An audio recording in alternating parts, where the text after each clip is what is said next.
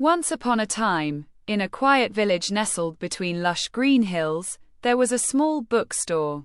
Named and quote, Whispers of the Past, and quote, it was an old building, with wooden shelves filled with dusty books that smelled of adventure and forgotten tales.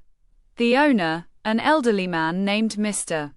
Arlo, had been running the store for decades.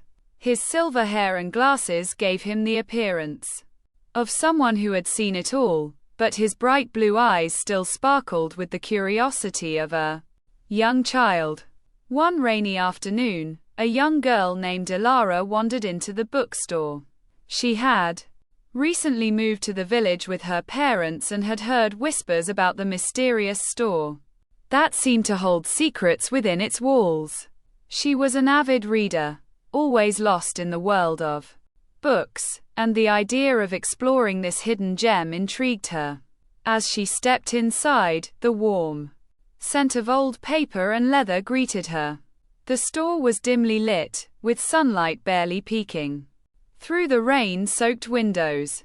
Mr. Arlo, who was sitting behind the counter reading a book, looked up and smiled. And quote, "Ah, a new face," and quote, he said softly, his voice like a gentle breeze. And quote, "Welcome to Whispers of the Past. What brings you here?" And quote. Ilara hesitated for a moment before answering. And quote, "I love books. I've heard this place is special." And quote. Mr. Arlo chuckled. And quote, "It is, indeed. Every book here has a story of its own, but not all stories are meant to be read in the usual way." And quote. Curious, Ilara wandered through the aisles, her fingers grazing the spines of the books. Something caught her eye, a thick, leather-bound book sitting on a shelf in the far corner of the store. It was old, with intricate gold lettering on the cover that read, and quote, "The Chronicles of Lost Dreams," and quote. Ilara pulled the book from the shelf and opened it. To her surprise, the pages were blank, save for a single sentence on the first page, and quote, "To discover the truth, you must first believe in the impossible," and quote. Confused but intrigued, Ilara looked up at Mr. Arlo. And quote. "Why is this book empty?" And quote. Mr. Arlo's eyes twinkled. And quote. "That, my dear, is the magic of this store.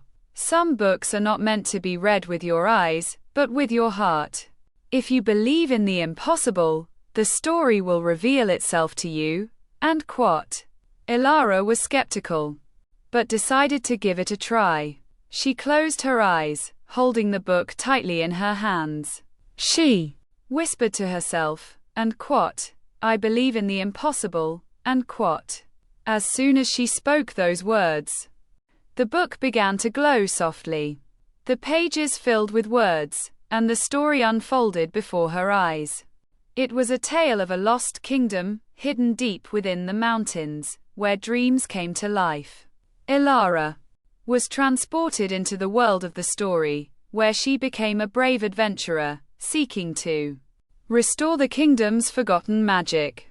The story took her on a journey through enchanted forests, across vast deserts, and into the heart of the mountains, where she faced challenges that tested her courage and belief.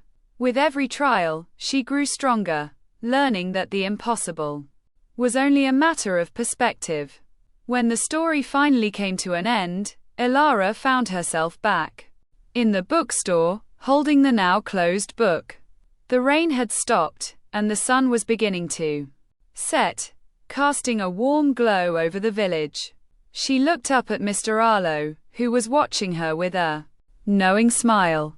And quote, "You see," and quote, he said, and quote, "sometimes the greatest adventures are the ones that begin with a simple belief in the impossible," and quote. Ilara smiled, feeling as though she had discovered something magical that day. She left the bookstore with the book in her hands, knowing that the world was full of stories waiting to be believed in. And so, from that day on, Elara visited and whispers of the past and often, always ready to believe in the impossible and uncover the stories that lay hidden in the pages of forgotten books.